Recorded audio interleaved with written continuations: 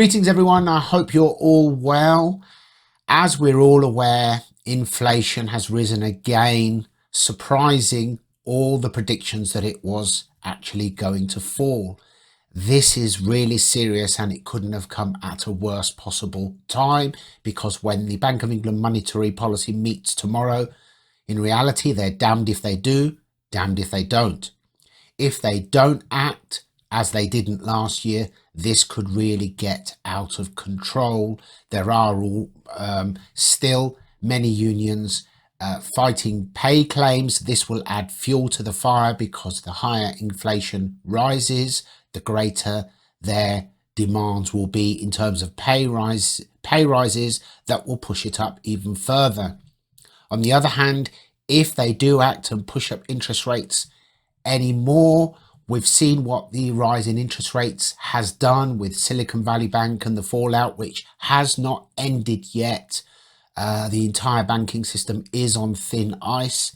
And what does this say for the property market? Well, I think that the Chancellor's prediction of bringing inflation down to 2% by the end of the year is impossible. Now, it just will not happen. We're almost a quarter of the way of the year, and inflation is going above 10%, not below it. So in just over 8 months, for that upward momentum to be stopped and reversed, and for it to come down to 2%, I would say it's almost impossible.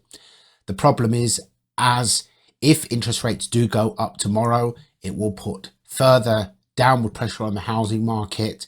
It will make mortgages even more difficult, because the affordability will just literally slip away from the availability of most people. And the greatest problem of all is that the way it's working, with the amount of money owed out there, that it could just tip a few more banks over the edge, and we may get to a point where we could have a repeat of 2008. So for the moment, even though realistically priced property is selling, there are many people out there who do have the money to buy property, but they won't buy unless they get it at the right price. So who is the greatest enemy of the property market at the moment? That would be those who are ignoring what is happening, those who are burying their head in the sand and simply telling the public that the market's returning to normal. Everything's okay. We've just gone from a hectic year to a normal year. This is anything but normal. And even the figures that are released by Rightmove and many others who are biased because they are trying to repeat the narrative of the industry for their self-serving purpose, the metrics they use are literally the ones that suit whatever argument they wish to make, and whatever illusion they wish to present the public. Ultimately, we are already at a point where property is below where it started on average at the beginning of last year. I would say in many places significantly less.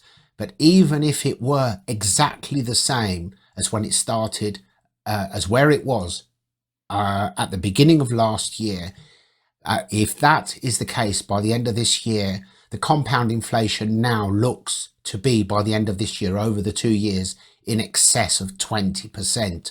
You only need to add a fall in prices of 10% on average to that, and we're talking about a fall in real terms in excess of 30%. If you need to move, by all means move.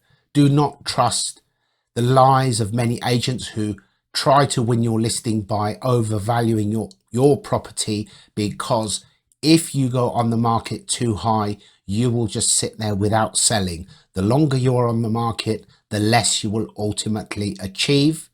And if you do need to drop, then you need to keep that in mind on what you will offer for your onward purchase.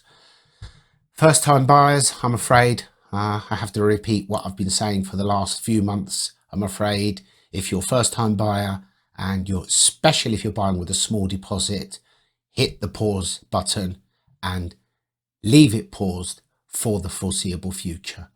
I hope that helps. And as always, if you have any questions, feel free to get in touch, and I'll see you in the next video.